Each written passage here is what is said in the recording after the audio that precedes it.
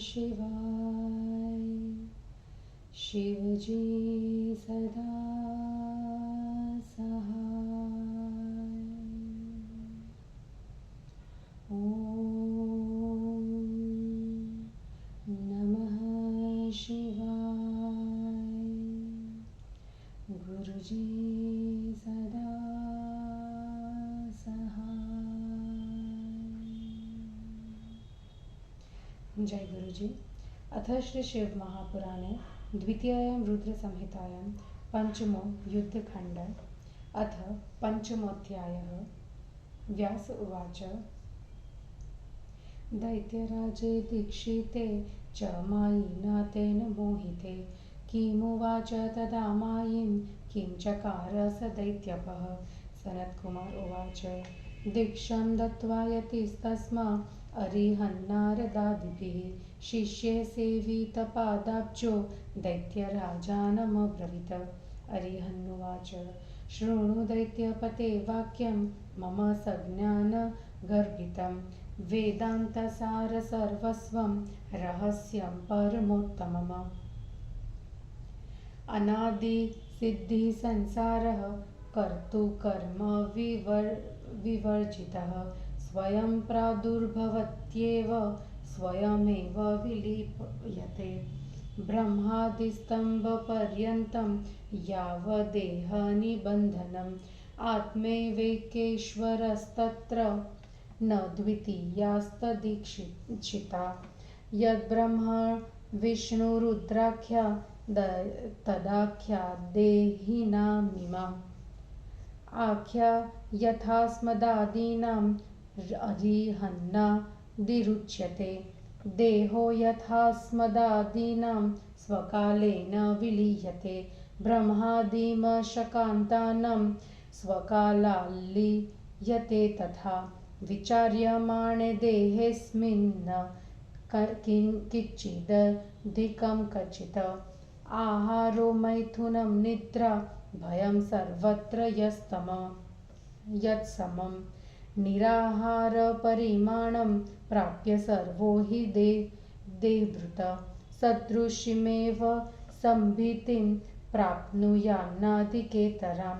यथा वितृषिताः स्याम पीत्वा पेयं मुदा वयं तृषितास्तु तथान्येऽपि न विशेषोऽल्पकोऽधिकः सन्तु नार्यः सहस्राणि रूपकावण्यभूमयः परं निधुवने काले हैकेवेहोपयुज्यते। अश्वाः परः शताः सन्तु सन्नत्वनेकेऽप्यनेकधा अधिरोहे तथाप्येको न द्वितीयास्तथात्मनः।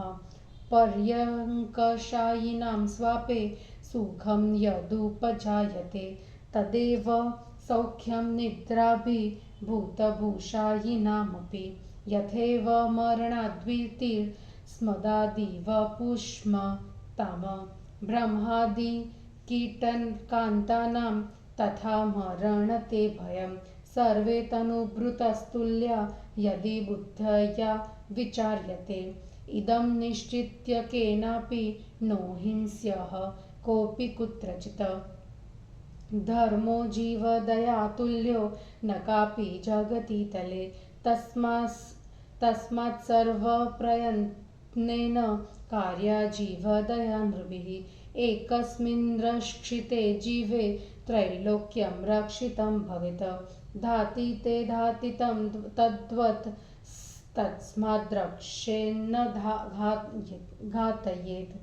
अहिंसा परमो धर्मः पापमात्मप्रबन्धनम् अपराधीनता मुक्तिः स्वर्गोऽभिलषिताशनम् पूर्वसूरिभिरित्युक्तं सत्प्रमाणतया ध्रुवम्। तस्मान्न हिंसा कर्तव्या नरैर्नरकभिरुद्भिः न हिंसा सदृशं पापं त्रैलोक्ये सचराचरे। हिंसको नरकं गच्छेत् स्वर्ग गच्छेदहिंसकः सन्ति दानान्यनेकानि किं तैस्तुच्छ फलप्रदेः। अभीतिसदृशं दानं परमेकमपीह न। इह चत्वारि दानानि प्रोक्तानि परमर्षिभिः विचार्य नानाशास्त्राणि शर्मणेऽत्र परत्र च। भित्तेभ्यश्च भयं देयं व्याधितेभ्यस्तौषधं देया विद्यार्थिनां विद्या देयमन्नं मन्त्रं क्षुधातुरे। यानि यानि ह दानानि बहुमुन्युदितानि च जीवाभयप्रदानस्य कलां नार्हन्ति शोचितशिम। अविचिन्त्य प्रभावं हि मणिमन्त्रोषधं बलं तदभ्यस्तं प्रयत्नेन नानार्थोपार्जनाय वे। अर्थानुपार्ज्य बहुशो द्वादशायतनानि वे। परितः परिपूज्यानि किमन्येरिह पूजिते। पञ्चकर्मेन्द्रियग्रामः पञ्चबुद्धीन्द्रियाणि च मनोबुद्धिरिह प्रोक्तं द्वादशायतनं शुभम्। इहैव स्वर्गनरको प्राणिनां नान्यतः क्वचित्। सुखं स्वर्गः समाख्यातो दुःखं नरकमेव हि। सुखेषु भुज्यमानेषु यत्स्यादेहविसर्जनम् अयमेव परो मोक्षो विज्ञेयस्तत्त्वचिन्तके। वासनासहिते क्लेशसमुच्छेदे सति ध्रुवम् अज्ञानो परमो मोक्षो विज्ञेयस्तत्त्वचिन्तके। प्रामाणिकी श्रुतिरियं प्रोच्यते वेदवादिभिः। न हिंस्यात् सर्वभूतानि नान्या हिंसां प्रवर्तका। अग्निष्टोमियमिति या भ्रामिका सा सतामिह। न सा प्रमाणं ज्ञातॄणां पञ्चवालम्भनकारिका।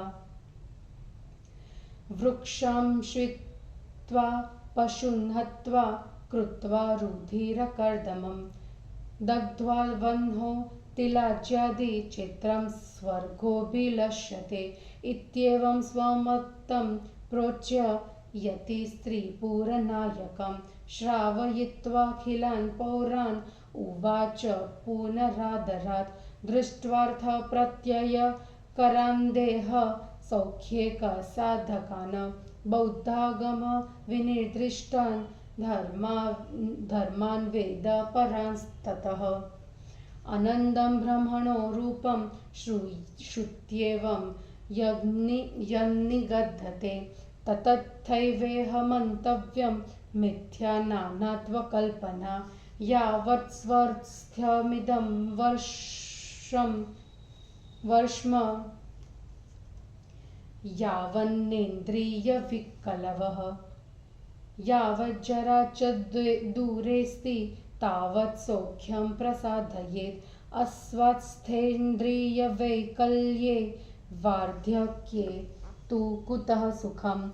शरीरमपि दातव्यम् अर्थिभ्योऽतः सुखेप्सुभिः।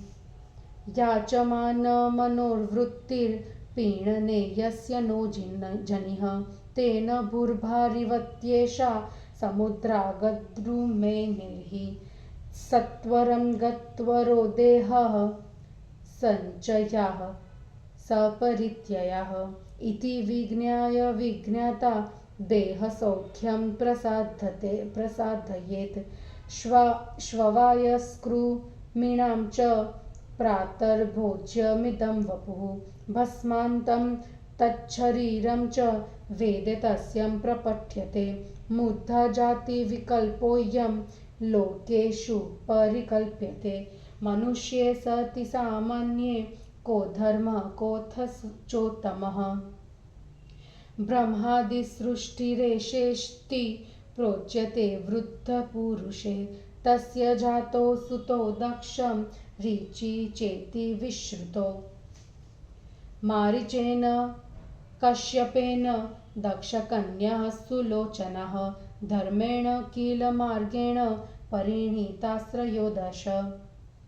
अपिदानीन्तनेऽर्म्यथ अत्यल्पबुद्धिपराक्रमे अपि गम्यत् स्वगम्योऽयं विचारः क्रियते मुधा मुखबाहुरुसज्जातं चातुर्वर्ण्य सहोदितं कल्पनेयं कृता पूर्वेण घटेत विचारतः एकस्यां च न तनोज्जाता एकस्माद्धदिवा क्वचित् चत्वारस्तनयास्तक्तिं भिन्नवर्णत्वमाप्नुयुः वर्णावर्णविभागोऽयं तस्मान्न प्रतिभासते अतो भेदो न मन्तव्यो मानुष्ये केनचित् क्वचित्।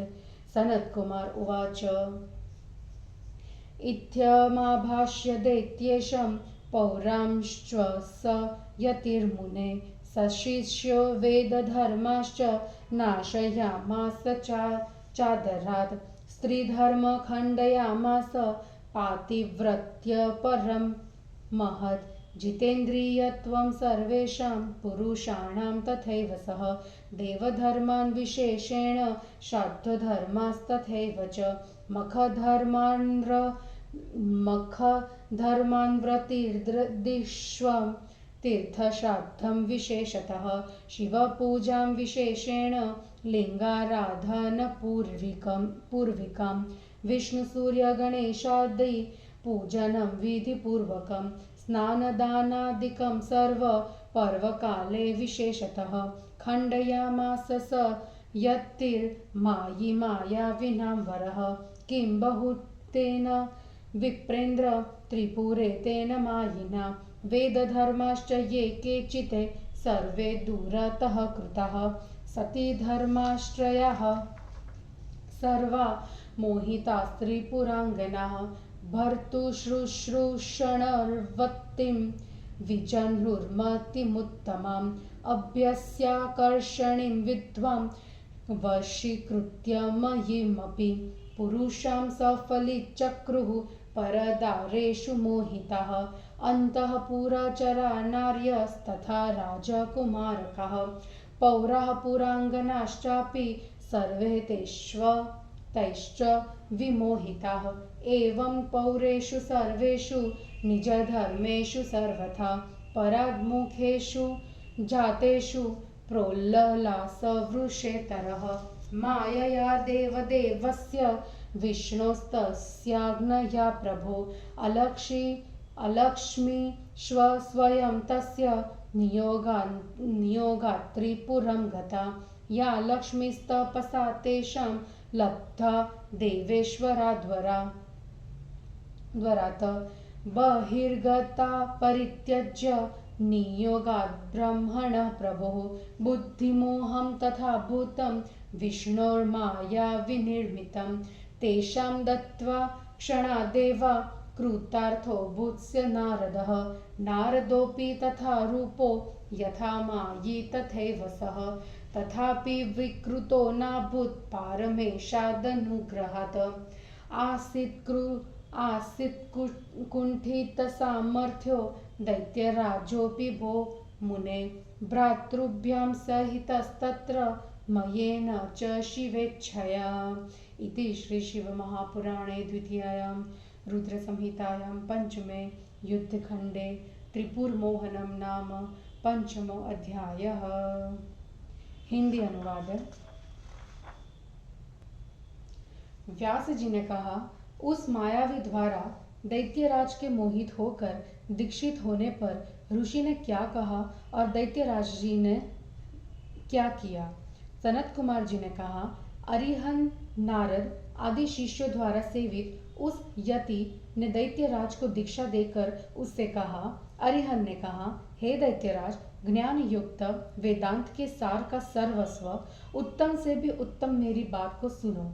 कर्ता और कर्म से रहित यह संसार अनादिकाल से चला आ रहा है, जो स्वयं प्रकट होता है और स्वयं नष्ट हो जाता है।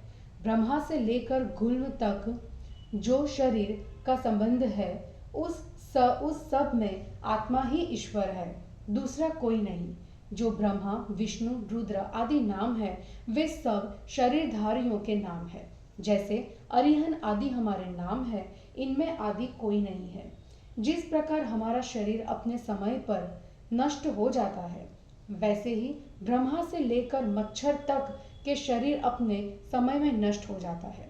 विचार करने पर किसी देह में कोई अधिकता नहीं है, क्योंकि आहार, स्त्री सहवास, नींद, भय आदि सब में समान होते हैं। सभी देहधारियों पर निराहार भूखे रहने का भय समान ऊपर ऊपर से देखा जाता है। उसमें कमी बेशी नहीं होती।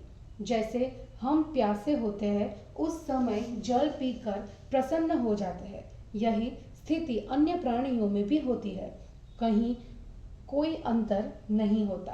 किसी की स्वरूप यौवन संपन्न हजारों स्त्रियां हो, परंतु सहवास काल में एक बार एक का ही उपयोग होता है। अनेक प्रकार के भले ही सैकड़ों घोड़े हो, सवारी करते समय हमारे उपयोग में एक ही आता है। पलंग पर सोने को निद्रा काल में जो सुख मिलता है, वही सुख नींद से व्याकुल को भूमि पर भी मिलता है। जैसे शरीरधारी हम लोग मरने से डरते हैं, वैसे ही ब्रह्मा से लेकर कीट पर्यंत प्राणियों की स्थिति है।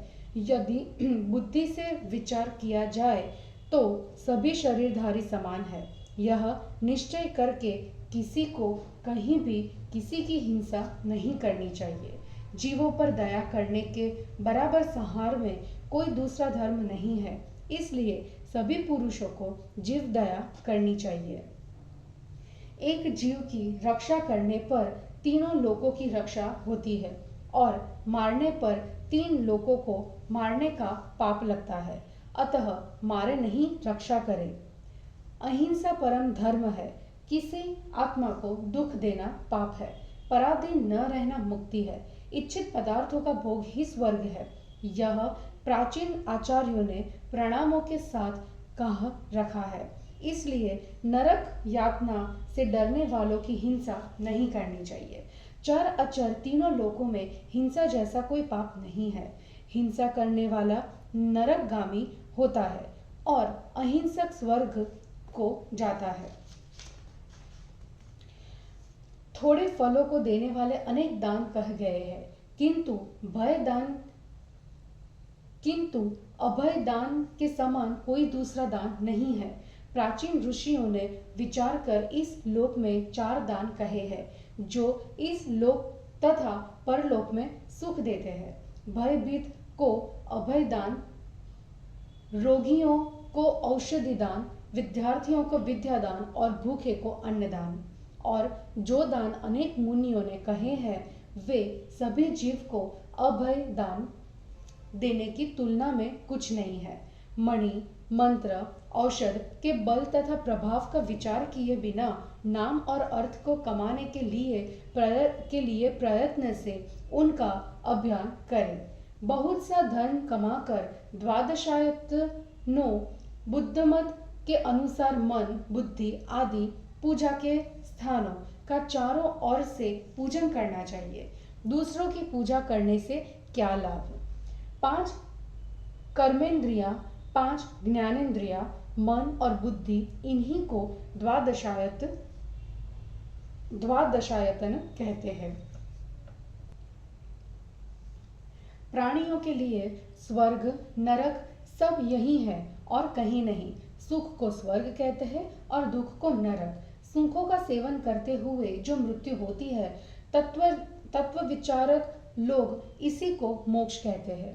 तत्वचिंतक वासनाओं सहित कष्टों के नाश तथा अज्ञान से मुक्ति को ही मोक्ष कहते हैं।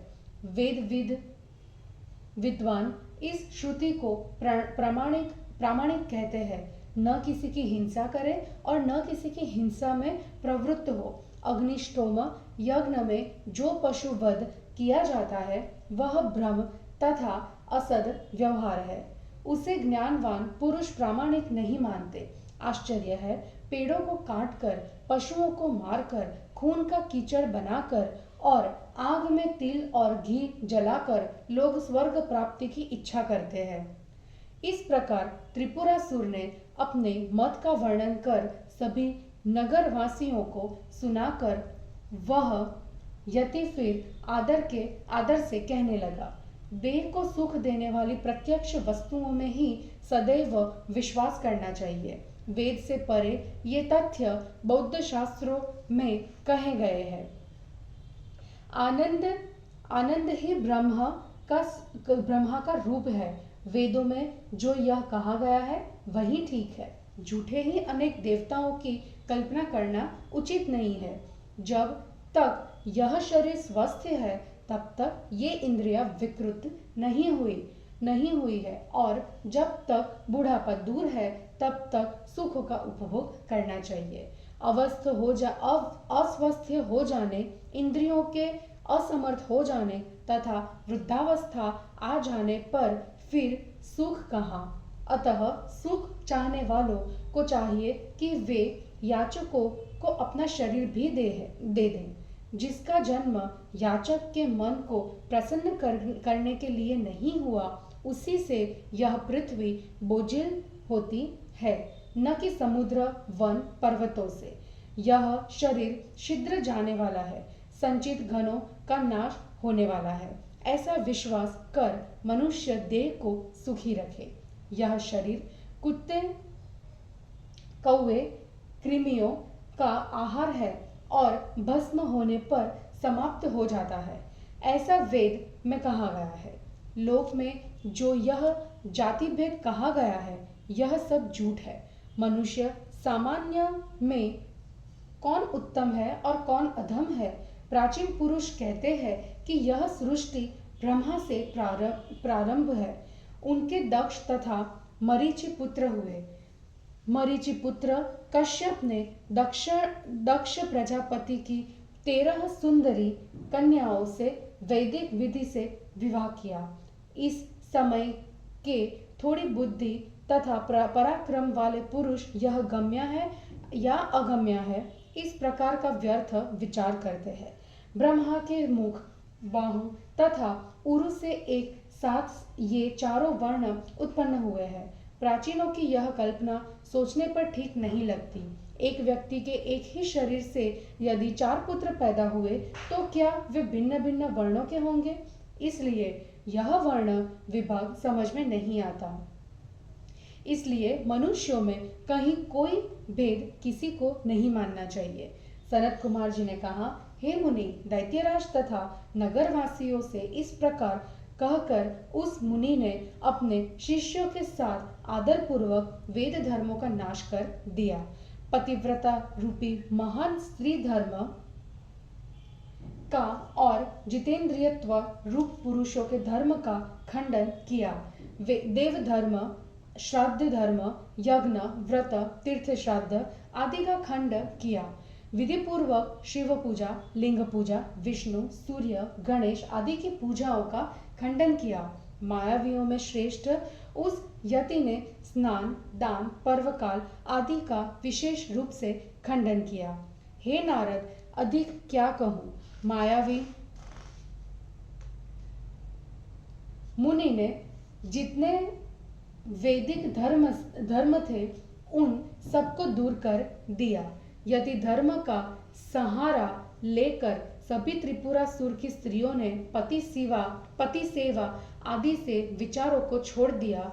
सबको वश में कर लेने वाली वशीकरण विद्या का अभ्यास करके पुरुष पराई स्त्रियों में अपने मनोरथों को सफल करने लगे। रनिवास की स्त्रियां, राजकुमार, नगरवासी स्त्री पुरुष उनसे सभी मोहित हो गए। इस प्रकार सभी नगरवासियों के अपने धर्म से विमुख हो जाने पर अधर्म प्रसन्न होकर फैलने लगा। देव प्रभु विष्णु की आज्ञा तथा माया से स्वयं दरिद्रता भी त्रिपुर के नगर में प्रविष्ट हो गई। जिस लक्ष्मी को उन्होंने अपने तपोबल से आदर के साथ देवेश्वर से प्राप्त किया था, वह ब्रह्मा जी ने आदेश पर उन्हें छोड़कर चली गई। विष्णु की माया से रचित उस प्रकार के बुद्धि मोह को क्षण भर में दैत्यों को देखकर नारद मुनि कृतार्थ हो गए। उतने समय तक नारद जी ने भी मायावी रूप धारण किया था, किंतु परमेश विष्णु की कृपा से वे विकार युक्त नहीं हुए। हे मुनि, शिवजी की इच्छा से मैं तथा भाइयों के साथ दैत्यराज त्रिपुरासुर भी शक्तिहीन हो गए। और इस प्रकार शिव महापुराण में त्रिपुर मोहन नामक 5वां अध्याय समाप्त हुआ। जय गुरु जी।